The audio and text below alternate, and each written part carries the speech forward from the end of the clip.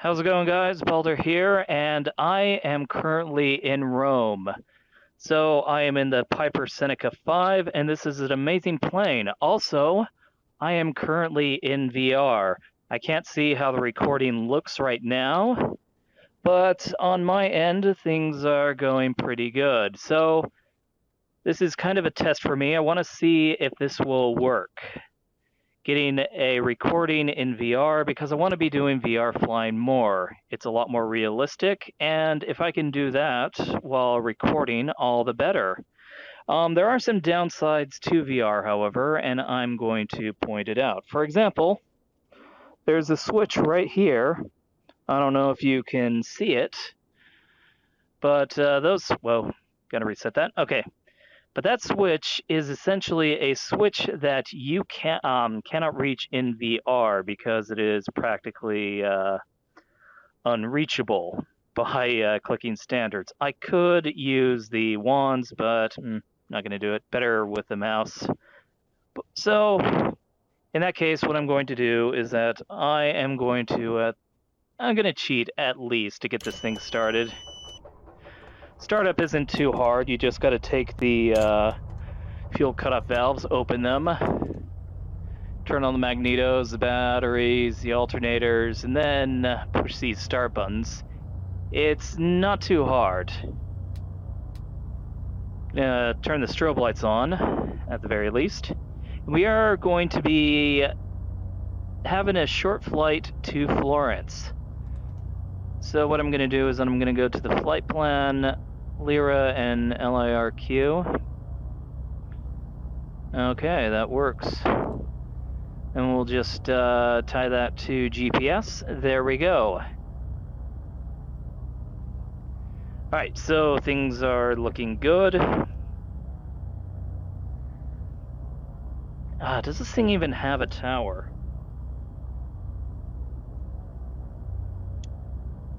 Yes it does.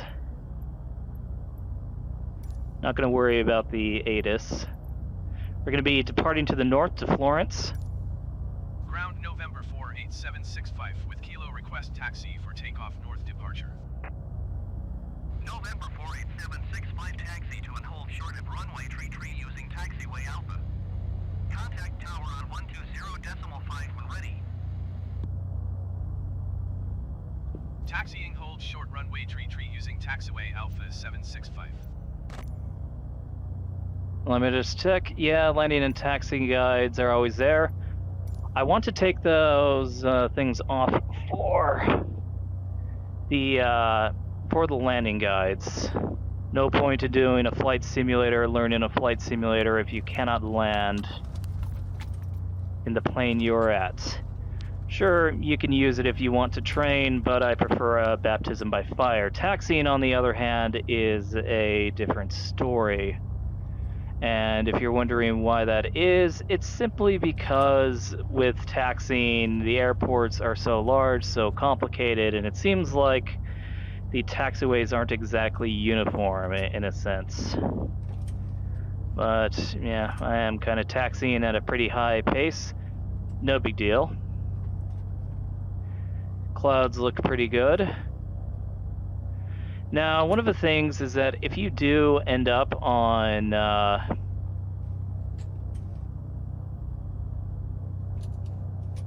have to get to that GPS a little bit. So yeah, if you do go over the clouds or into the clouds, then it no longer becomes VFR conditions. I'm not following that rule because I am not too pedantic in that regard. I only talk to air traffic control as much as I can because they really do seem to screw things up more often than not. I'm going to slow the throttle on this and we'll just follow the blue arrows. These blue arrows look way realistic to the point where it makes me feel that they're actually real. And that's one of the great things about VR. It is real in the sense that it's real in the sense that everything is surrounding you. Everything seems 3D. It feels like you're actually there. And it's strange how much depth I want to get that cursor out of the way. It's strange how much depth perception actually changes things. No idea where to put this freaking mouse. Yeah, it works for me. Yeah, usually I put it downwards so that it doesn't get out of my way, because it seems like the cursor doesn't really leave your sight.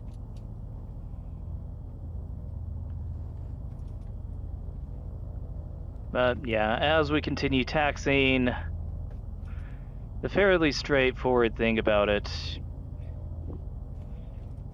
is that VR just makes it feel like you're in. Everything looks bigger as opposed to looking at a computer monitor.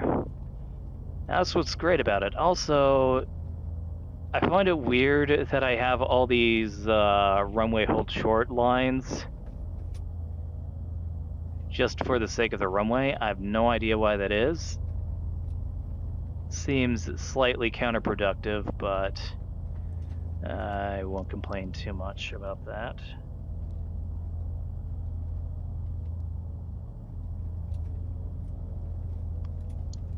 I am taxiing at a fairly high speed, though.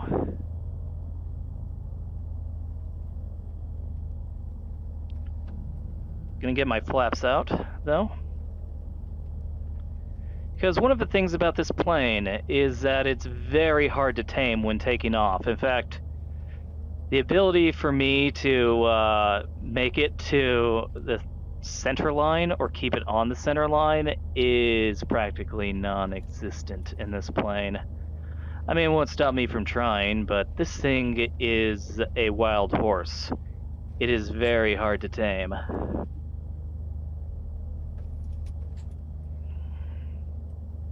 Alright, so let's go ahead and get our... I'm not going to do a run-up because we're not at an altitude that really requires a run-up. So we're going to go to the tower, request takeoff clearance. Ciampino Tower, November 48765, ready for departure to the north at runway tree. November 48765, altimeter 30.151036 at 10. Departure to the north approved. Cleared for takeoff runway tree.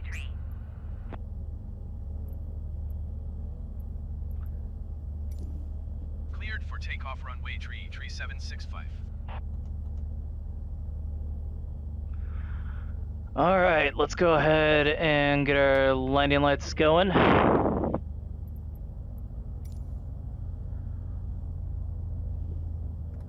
Let's also get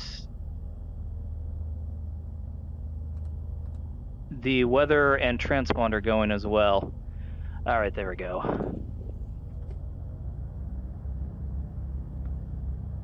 Now let's see if I screw this up or not.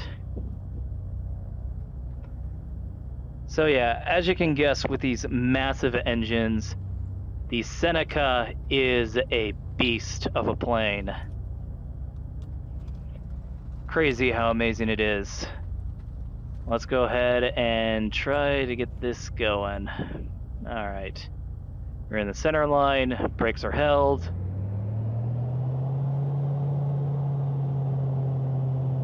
Full power. Whoa. Alright, so it wants to pan to the right this time. Guess that works for me.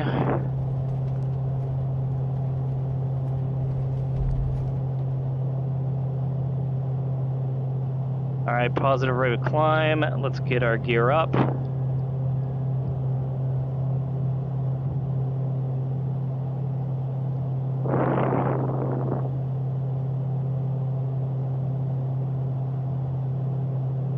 And we're all, well, we're... Continue for north departure.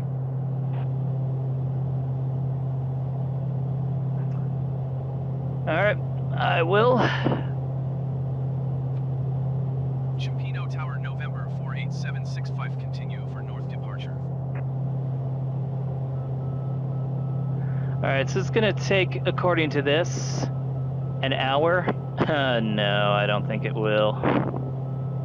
Alright, so other things that you can do, you can click this thing, And that will get you, I believe, the turbocharger up and running. Which is something this plane doesn't need, but hey, let's give it extra horsepower for extra speed. Anyway, welcome to Rome. Kind of hard to see all these buildings considering this giant engine is blocking my view.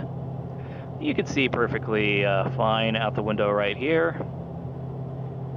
This thing is also a beast when it comes to climbing.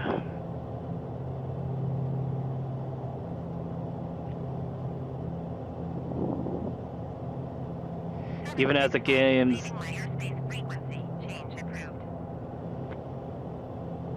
Chimpino Tower, November 48765 frequency change. Yeah, and I'm not going to contact any center for flight following. No need for that. The only thing it would really do for me is it'll change my transponder, which should be 1200 right now, if I wasn't going into any airspace.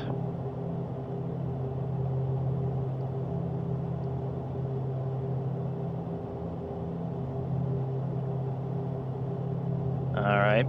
Still, everything looks good. We are straight shooting all the way to Florence.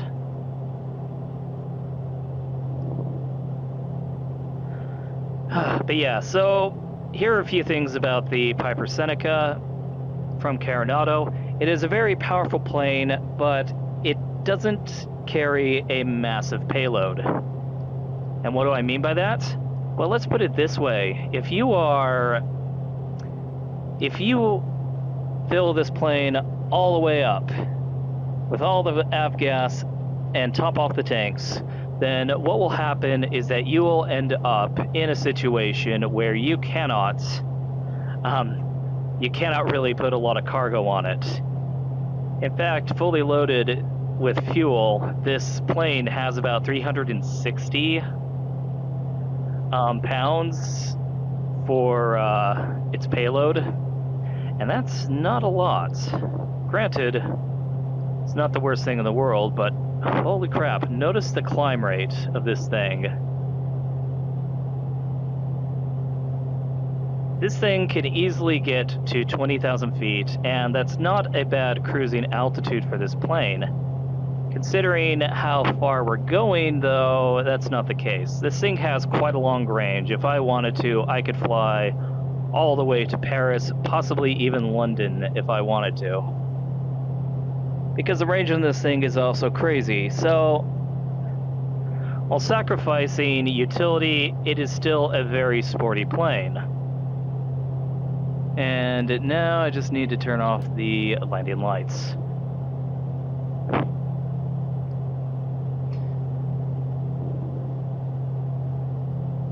But yeah, in terms of other things, hopefully this changes today, since this is the day we're supposed to be getting a massive update for Flight Simulator. Hopefully, when it comes down to this, and I'm also going to be leveling off at 7,500 feet, hopefully it improves VR. Because when it comes to VR, the performance really depends. Mind you, I have a 2070 Super, more than enough to play this in VR. However, at the same time, it's still not horribly optimized for VR in of itself. It was almost an afterthought, if I were to remember. I kind of overshot that. So I'm just going to lower the altitude and pick up airspeed. Cruising speed seems to be about 150 knots. Which is great.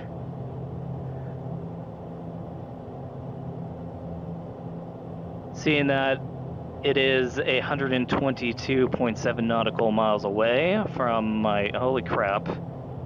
Please descend. Alright, so yeah, since it seems to be 122 nautical miles away, going 150 knots, we'll get us there in less than an hour. In fact, it seems more likely it'll get us there in about 45 minutes. which is good. This isn't going to be a short video. I'm not really going to be cutting anything. I'm just going to be talking most of the time. Because, you know, I do have some things to talk about. Not a lot of things, but they do happen to... Well, yeah, I do have some things to say.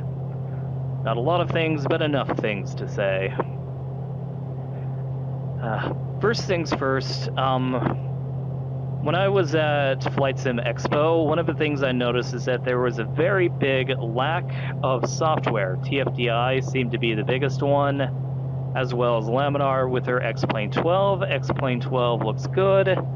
Not as good as this, if I'm being brutally honest, but it's definitely decent graphics, and with Vulkan as their API, they're saying that it is very well optimized for hardware that we have now, especially considering that we do have a bit of a video card shortage. Thank you, scalpers. Thank you, Bitcoin miners.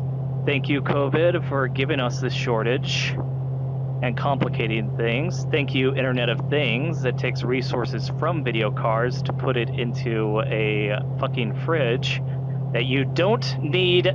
that you do not need Wi-Fi access for. Nobody's going to care about the temperature of the beer when you're out on vacation. Simply put, I never understood the Internet of Things. Some things should not be computerized. Call me old-fashioned, that's how I view it. And no, I'm not tech illiterate. I actually am looking for a cybersecurity job right now. Almost got a job in cybersecurity, but have to keep looking now. Because that stuff is always fun, but we are straight and level flight. It's very easy for this thing to get out of hand and to oscillate, which is one of the small issues. I could put it on autopilot, but not for a 44-minute flight.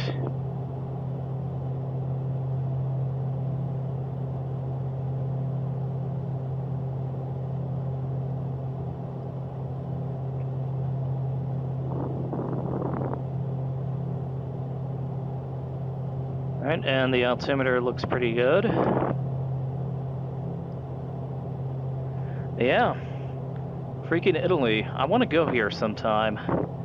All the places I've been in Europe have just been cold and dreary. That doesn't mean I didn't like them. Oh, heavens no. They were an absolute blast. 2019, went to England, and I also went to Finland, same year. Gotta love those flight benefits that I had. But in the meantime now, I do want to go to Italy, I do want to go to Spain, do want to go to Greece, see what they're like. Maybe Turkey, I don't know.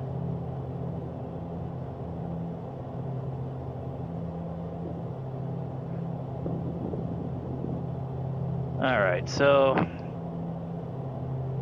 everything is good. If you hear me clicking, that's just me fighting the pitch trim. I want to make it as close to the nose as possible when we have these 7,500 feet, because it's kind of interesting. At least I think it's interesting. When it comes down to the pitch trim, it not only controls your vertical speed, but it also controls your airspeed. And what do I mean by that? Well, it has to do with gravity. If you climb up, you're losing airspeed. If you push down, it's going to increase airspeed. Did I get that right? So up is decrease, down is increase.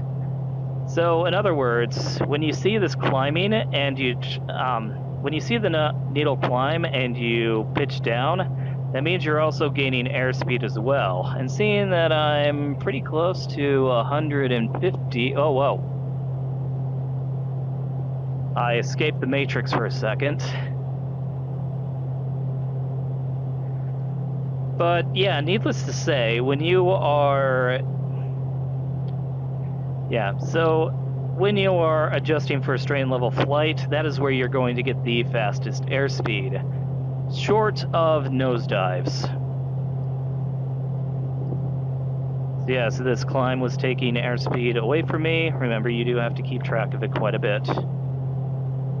This thing's on the nose, so I'm going to go back to following the heading needle. I find this to be a lot better than... Yeah, I find the heading indicator and the guiding bug. No, that's not the bug, but you know what I mean. The ADF. I find that to be much better than using this GPS, because the GPS does seem to be a little imprecise as to where you want the plane to align with the line. Obviously, it wants it to be parallel. That looks like a caldera. Huh. I wonder if that's a volcano. I mean, it is Italy after all, but I thought the volcanoes were more on the southern end. Don't think it matters too much. Alright. But sightseeing, though, is a blessing and a half. Especially with Flight Simulator. Other games are great with that. Yeah.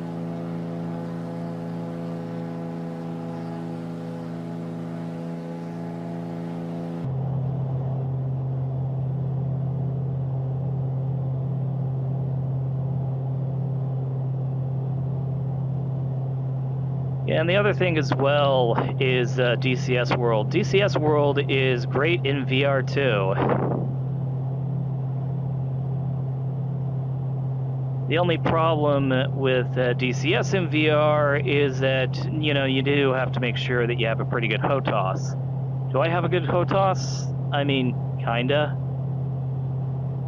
It does impair a few things when you have to use the keyboard or mouse for certain functions, especially in VR.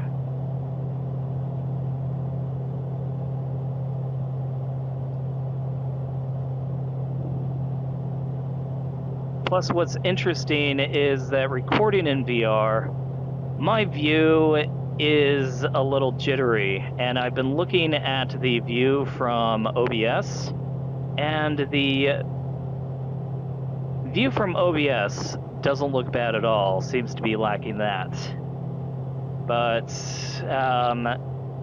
for the sake of recording, that is fine. Plus, it doesn't get too much into the way of things. It's not like it's going to cause me to crash or anything.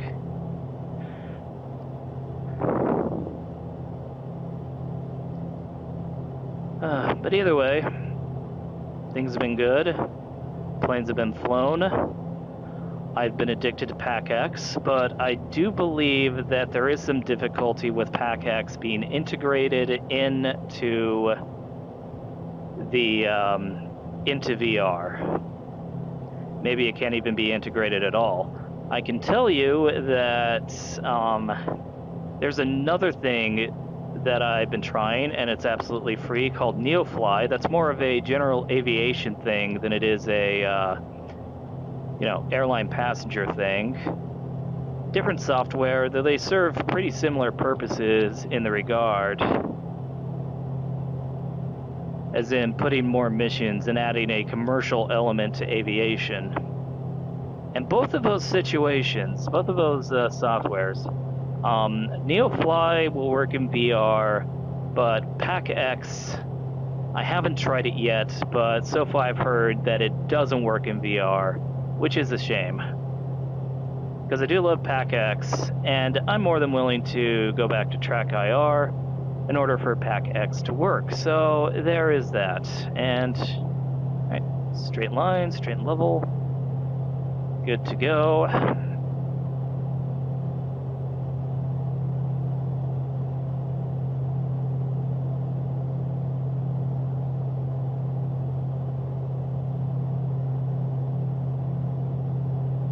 But yeah, I was wondering if that was like the stall indicator. I don't think it is.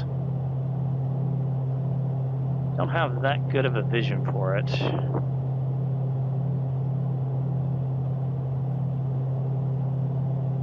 Alright, but either way, Yeah, if we take a look at the speed, I mean, going from Rome to Florence, that could actually be that's actually a flight in of itself. So to have a general aviation, piston prop doing this type of performance, it is crazy. Though, kissing the plane's ass aside, there are some things that I do find kind of odd. Remember how I said this could have an altitude of, could have a ceiling well into 20,000 feet? Well, yes, you also need oxygen at 20,000 feet. And we have this thing right here, which is an oxygen, whoa, bit of freezing right there.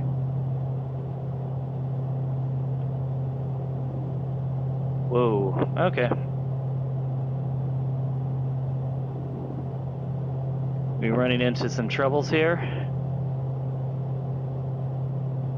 Okay, no, I think we're good. Yeah, so this oxygen right here, you can pull this, and it provides you oxygen. Be aware though, this is not oxygen that is taken from bleed air coming in from the engines. Though, color me surprised if I'm wrong and that's actually the case. But it does have an oxygen meter, and it tells you how much oxygen you have left. So you can only stay at 20,000 for a limited time. Otherwise, I'm just going to stay here at 7,500 feet, which is more than breathable for me. Or for really anyone. Yeah, so you do have this fancy, I don't know if this is cabin pressurization or if you have to wear a mask, but it is available in this plane. Obviously it has a landing gear, it has a turbocharger, it also has cowl flaps, but I never really pay attention to the cowl flaps. I don't know if that is a good thing or a bad thing.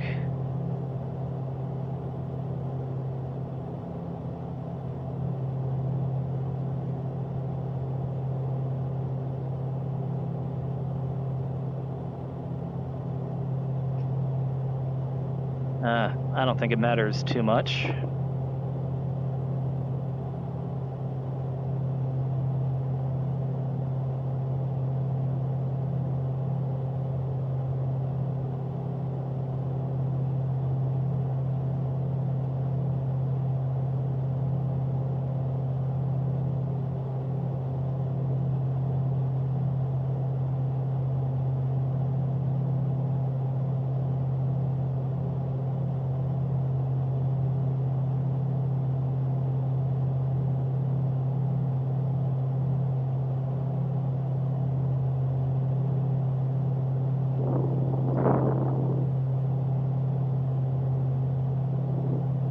Alright, looks like we are still good. Still being a little stingy about the vertical speed, but I've been keeping it good pretty well. What else is there? Guess not much else I can really say. Well, except for this light, I have no idea what that is. Don't think it is pitot heat.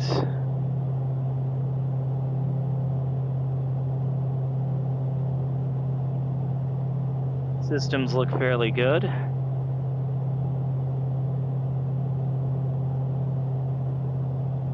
There's some mountain ranges with cloud cover, so as I said earlier, if it ends up in IFR conditions, I'm still flying VFR. No point in filing a flight plan in this beautiful day. Just wish the view was better. I guess that's my main complaint about the Seneca. These engines are great. If I ever become a millionaire, this is a plane I want. And this is a plane I will strive to get. And this is a plane where I'll take all my friends. Obviously not with a full tank of gas, but we'll take them some places.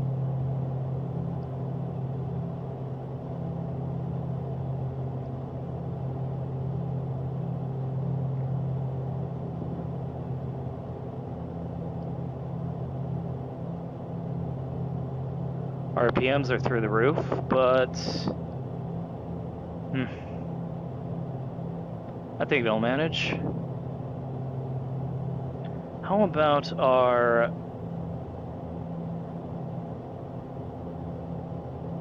Oh yeah, that's definitely...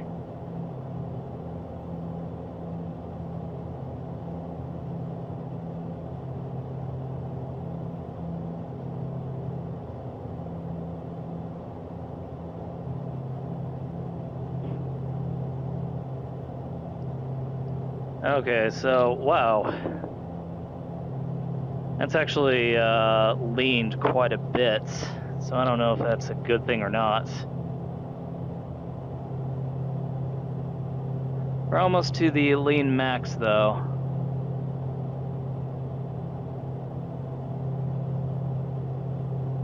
So I guess we'll keep it as is and watch the temperatures.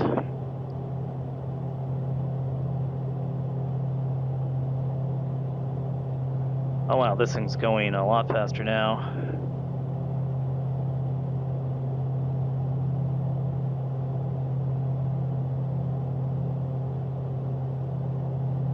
A good sign when you're in straight and level flight, your speed stays constant. And you can tell your speed is constant when it takes a second for an ETA time to actually go down. No,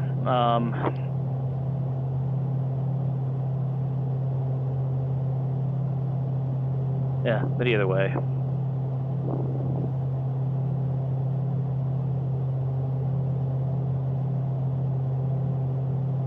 Verbal diarrhea aside, I do have to wonder when it comes to this ADF indicator. I do believe that this does not adjust for wind when the GPS clearly does.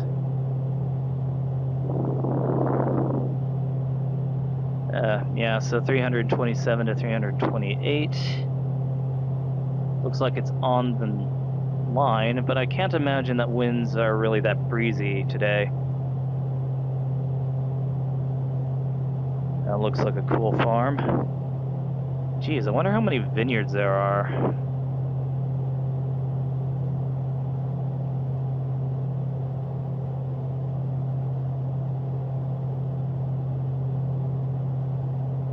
Italy certainly has a knack for that.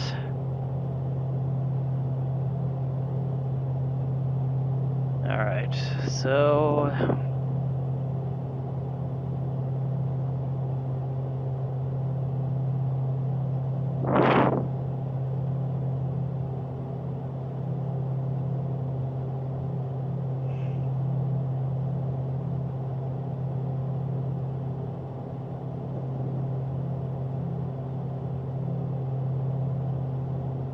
Also checking a look at my weather radar. Doesn't seem like there's anything there out of the ordinary.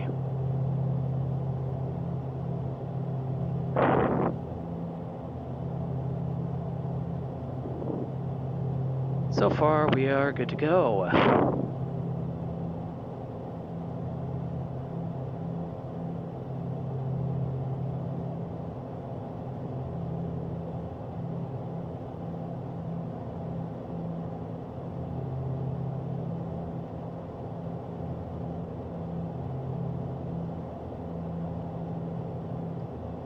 Temperatures are still in the green.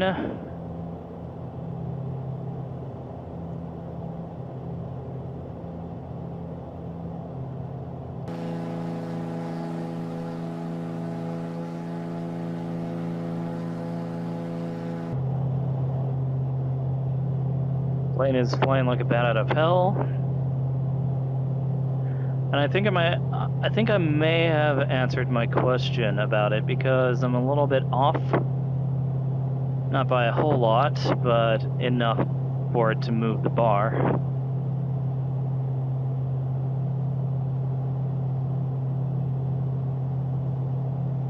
Ground speed is 172. And let's see what happens when I fly over these clouds. They look kind of like harmless stratus clouds, but I could be wrong.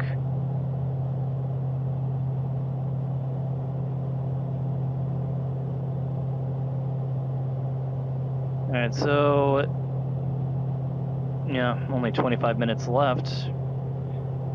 65 nautical miles away. I just realized. I mean, with my friends, especially the ones in Salt Lake, I could easily just fly them down to Moab or even Las Vegas if I wanted to. Just a simple trip, take off in the morning. I'd probably still get there, get to Vegas by the time they're still serving breakfast.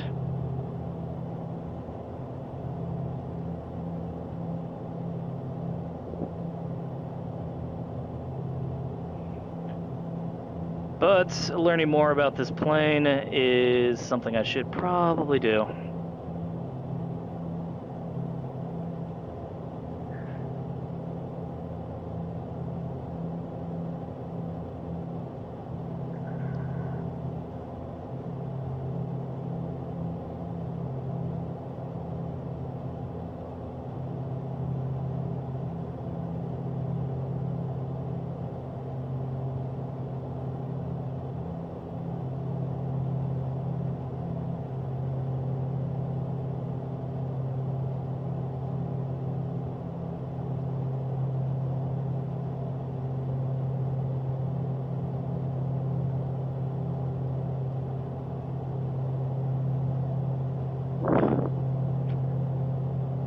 Certainly when it comes to flying this plane,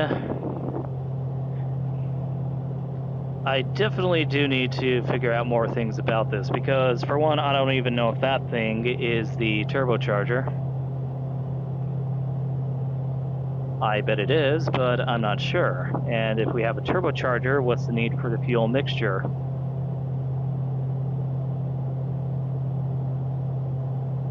And can I use the turbocharger for takeoff and landing? Which seems like you should, but why would they allow you to engage or disengage it in the first place? Who knows? But either way, I'm hoping that things do get better with the update today, because I have recorded a video, one that's really good. Well, one that I think is really good, but it started to really stutter and lag, and you're probably going to see that in the end of the video. So we'll see what it is, but it had to do with a Pack X passenger having a medical emergency, which is something that's never fun. The other thing is that I am thinking about another flight. This was actually a live stream from OBS. I should probably say more accurately, it was a live stream, and I want to cut it down in order to make a video out of it, because it was pretty much a 4-leg journey in the airlines, which is always fun.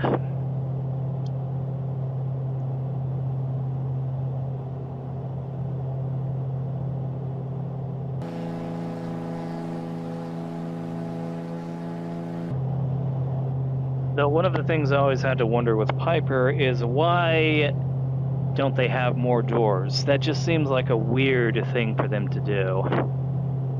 The door is on the passenger side, or the co-pilot side, which makes no sense to me. So I have to wonder their reasoning for it. I mean, I can't really think of any other general aviation planes that do that, having only one door for the pilots. Especially if it's on the co-pilot side, that doesn't seem to make sense.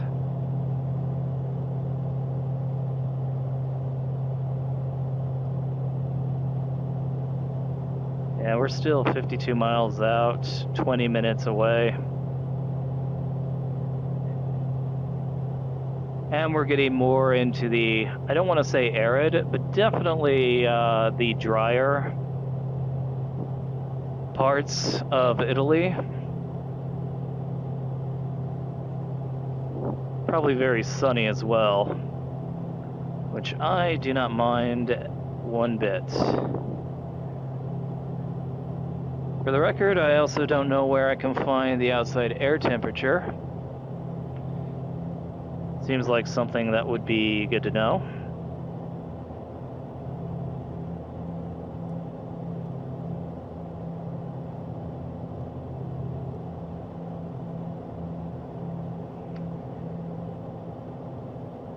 Yeah, that didn't seem to help. Of course, does the outside air temperature really matter? Well, I mean, if we were... is this where we can do it? No.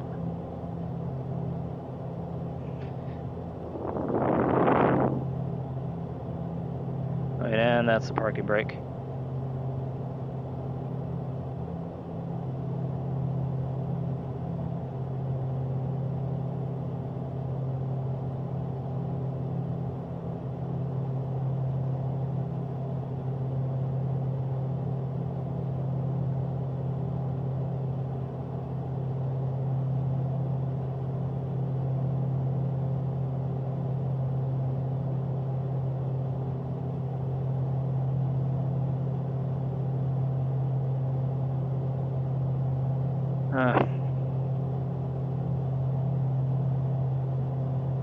Yeah, so one of the weird things actually is that it is going to be the first time since the pandemic that I get to see my sister and my niece.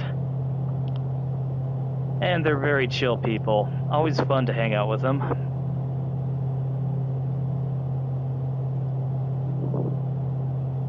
But it's kind of weird how isolated I have been for the past upcoming 2 years. Really takes a new meaning out of the word hermit, but I'm fine with that. I could be an introvert, and sometimes I can be an extrovert. But at the end of the day, I'm just a guy who likes sitting around playing video games, playing flight simulators, listening to metal, because metal is the best genre, period.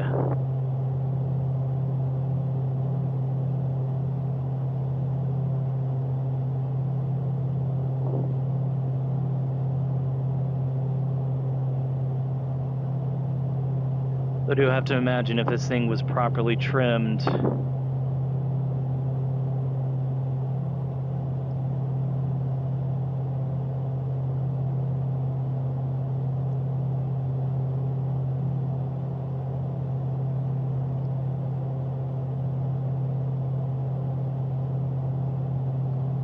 Now I'm just obsessing with the vertical speed indicator, more or less.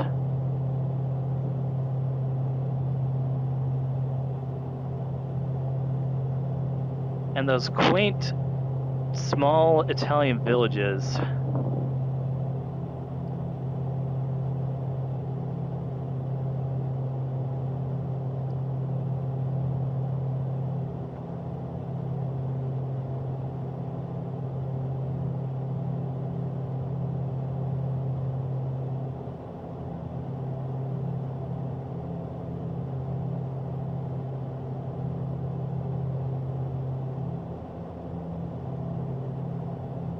Yeah, if you're wondering, there is an autopilot function, but I'm opting not to use that.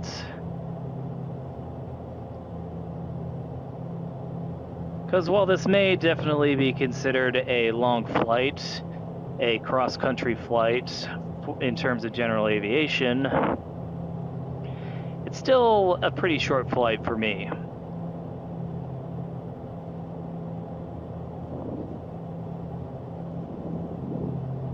Because this would easily take an hour and a half in a Cessna. Probably longer depending on which way the wind blows.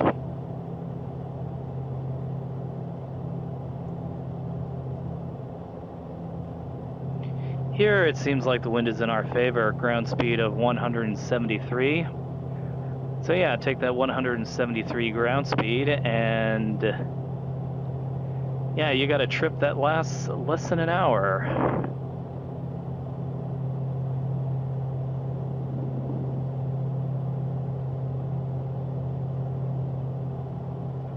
Of course, the other thing is that with Flight Simulator, I always run the risk of this thing crashing, not like literally, but the simulator crashing, which is why I was worried a little bit earlier with that pause. I was like, oh crap, what's going on? And I don't know if you've seen it, but basically it defaulted to my wallpaper, which is Raven Rock in Solstheim in Skyrim. Because fuck you, I am a fan of Skyrim. It is a wonderful game. And I have no hate for Oblivion or Morrowind. They too are awesome. It's just that damn. The Elder Scrolls had 3 good games, and Elder Scrolls Online isn't too bad either. I just need to get more into it.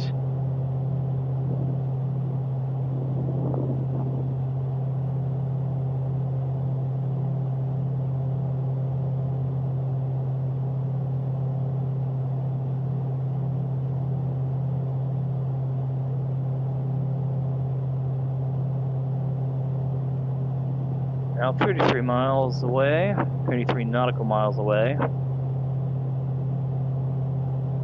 and still 12 minutes 30 seconds.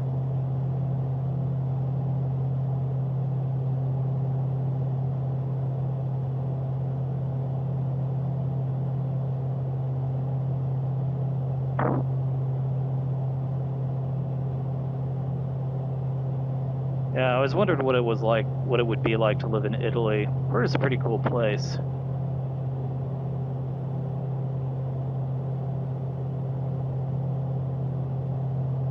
Still nothing on the radar, which is good because I'm guessing those clouds are not towering cumulus clouds. It might be cumulus clouds. We'll see if we fly into this cloud and there's some, well, some turbulence.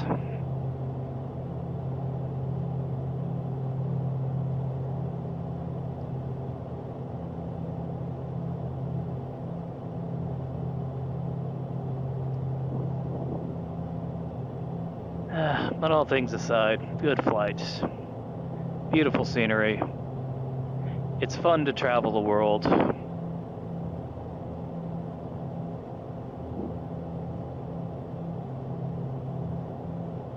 Especially when it costs nothing aside from the electric bill.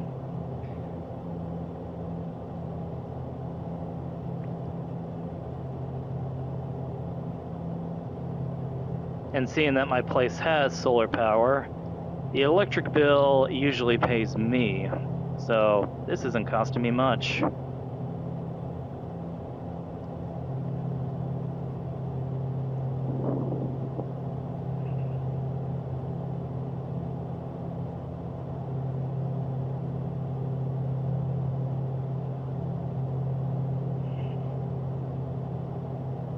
Gotta get that cord off of my back though. Plus, I wonder how Vive wireless would be as well. That might make things easier.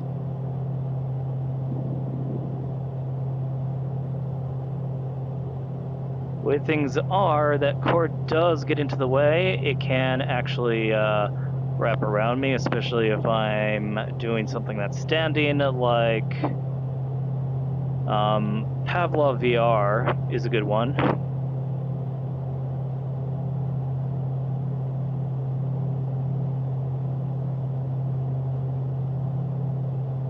Seeing that we're less than 10 minutes away though, I'm gonna have to start thinking of how and where to land. Well, I know where to land, just how to land this thing. I do not know its specs. I have landed it safely, but I simply don't know the specs. Oh, and it does remind me.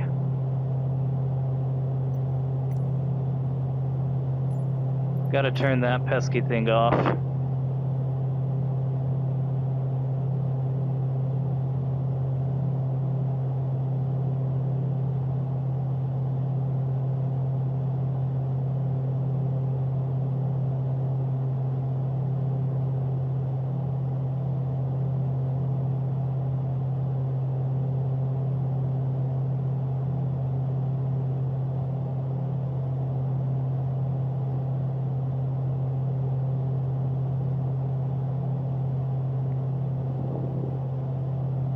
And of course move that thing out of the way.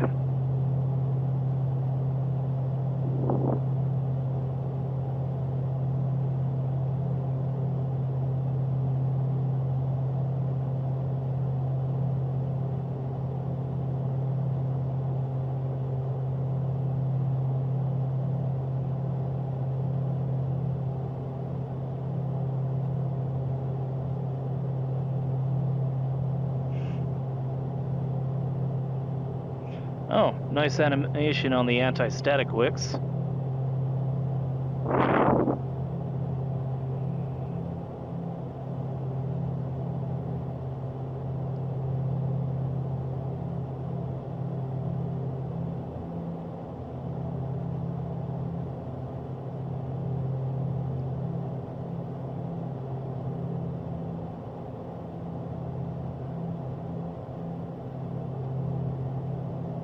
Though I can see why airline pilots prefer autopilot. I mean, especially at the high altitudes where it's hard to control. Of course, maybe I'm the only one who can't keep the line straight. It's always a possibility, but I've been flying pretty close to the center line of the path. And my waypoint is 7 minutes away.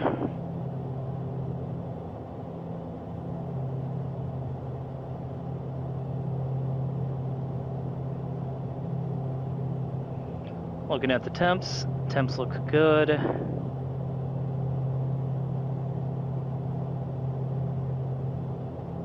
The tit looks good.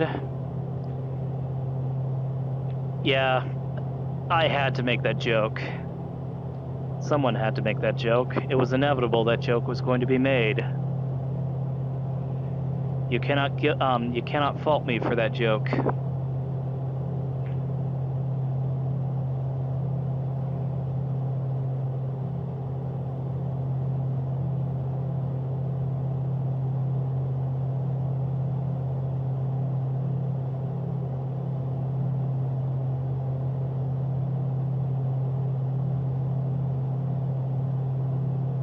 Nor can you fault me for these seemingly random flights that I always have. And I happen to not be in California or Utah. Yeah, those places just happen to be the most familiar with me, especially Southern California. Just familiar territory, which is why I visit it so often.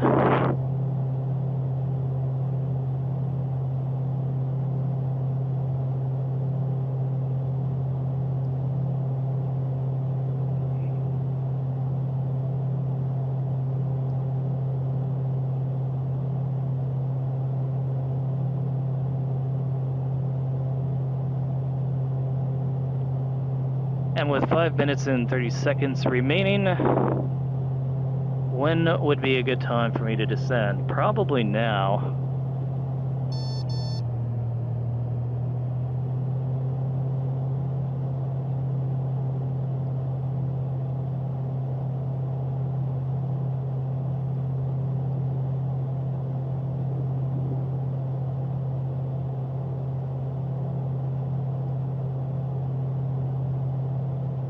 Yeah, I'll get myself into a fairly steep dive here.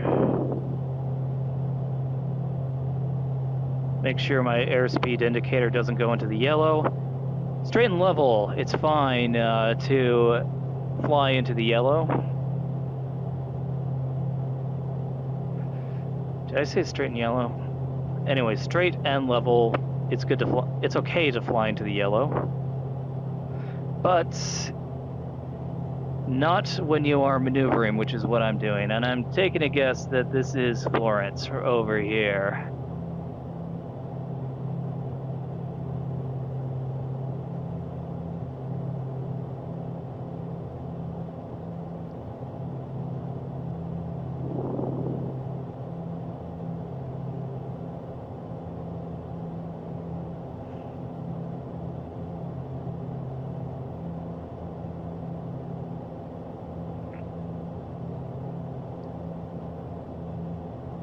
Going to richen the fuel. Get that good stoichiometric ratio going. Figure out where the flip the airport is, because it feels like I'm the type of pilot who cheated on his medical exam when it came to the eye doctor, or the eye examination.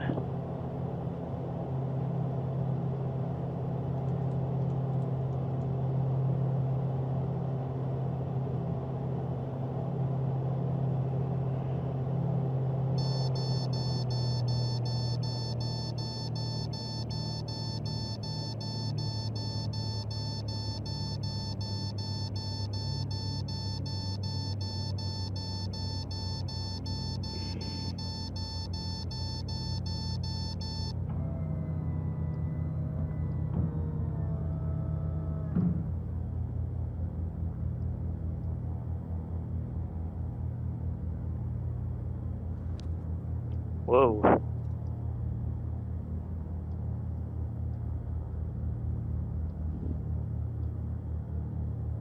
Still don't see the airport.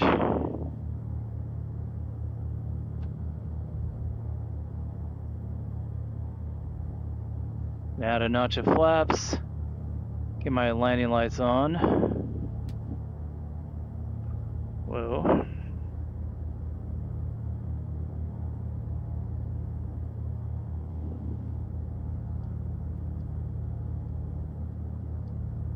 Now, where is the Florence airport?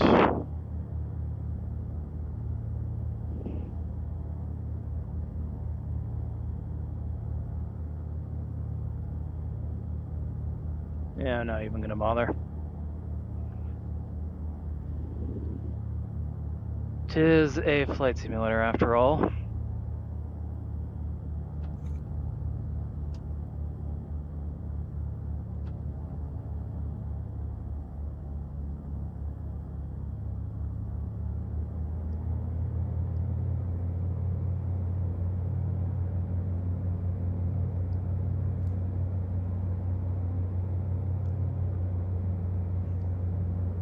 Alright, I'm looking for the airport.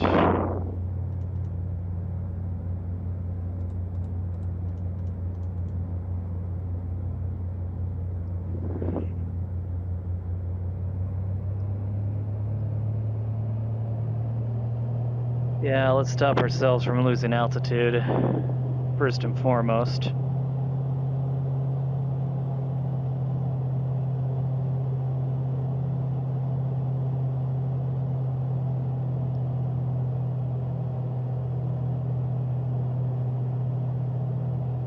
Runway not in sight.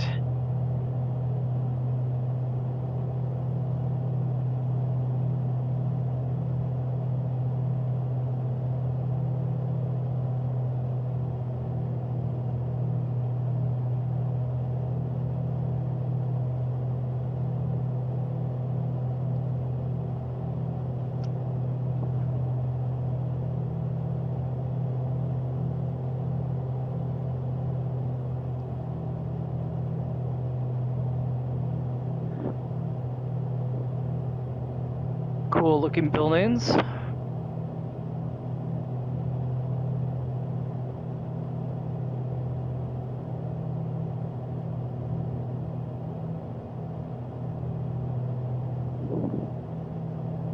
It should be somewhere near the river.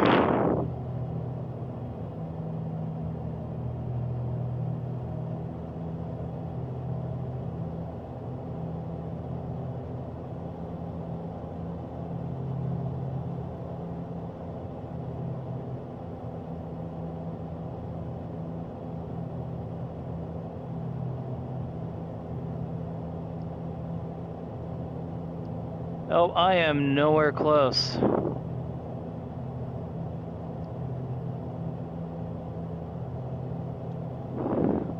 Alright, runway in sight.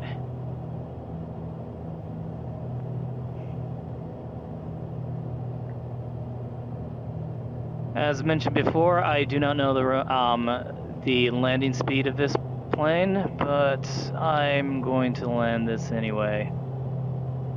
I mean, the worst thing that could happen is a blown out tire, right?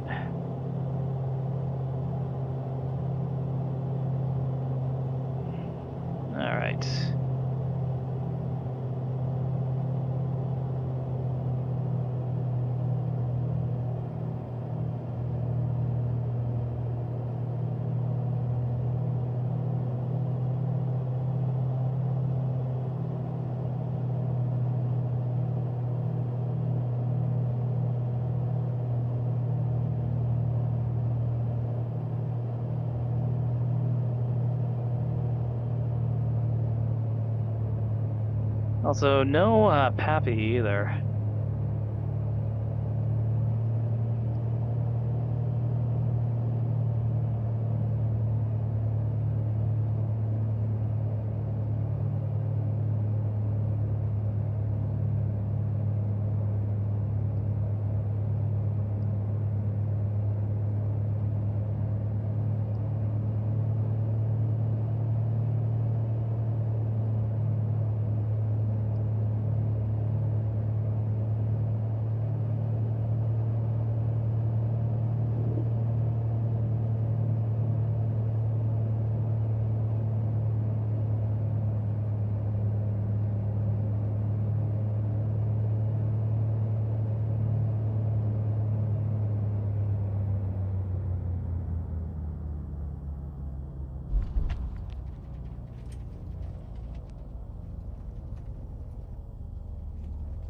All right, that was that was too slow of a landing.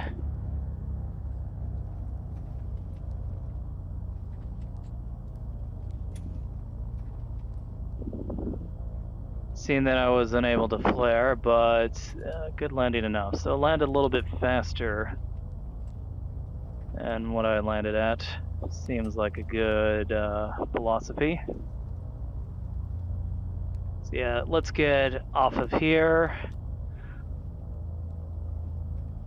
Let's get to the runway hold short line past that.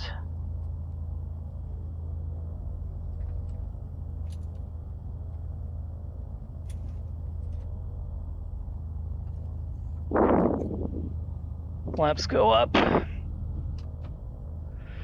All right.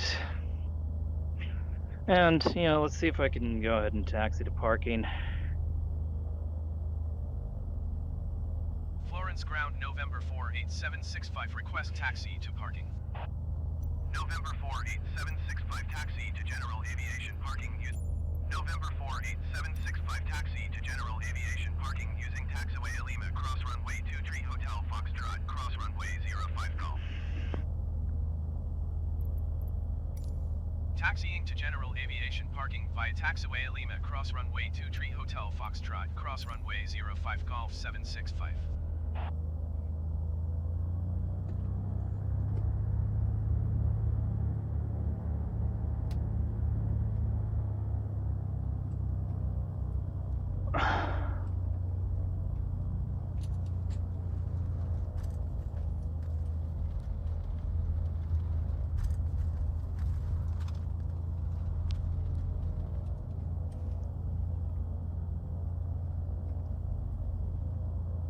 Alright, so that is looking good. Looks like I do have to travel the runway quite a bit, which is fine.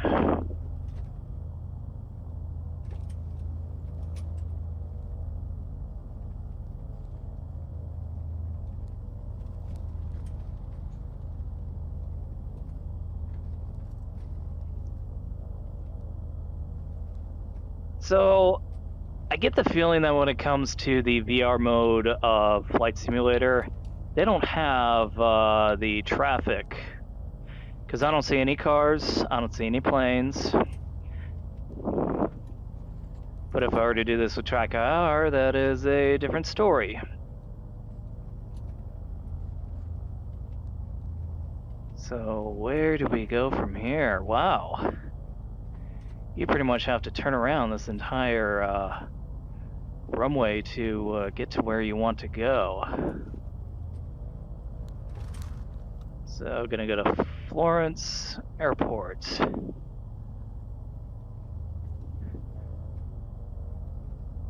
I do not know how big this airport is, but I do imagine that it does have some airline travel. Don't know how much though.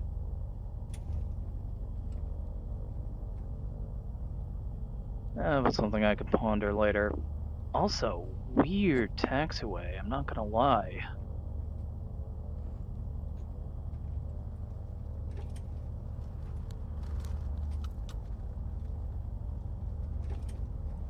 So wait, why did we go the entire length of a runway if we... Or why didn't we go the entire length of the runway? That's a weird question.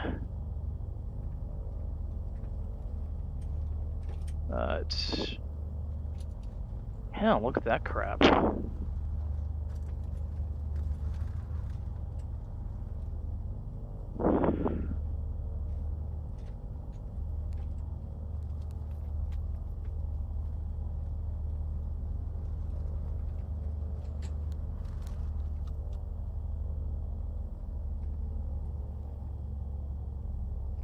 This looks more like the general aviation side.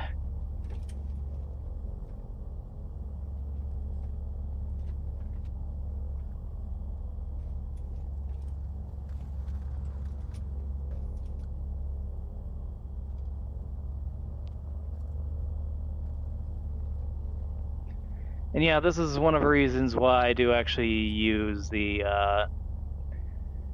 taxiway helper. Otherwise, it's just a pain in the balls.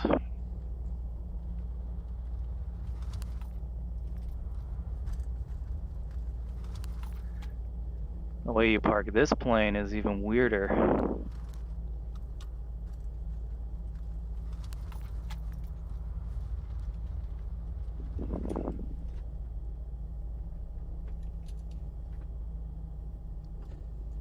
Then again, I guess it makes sense.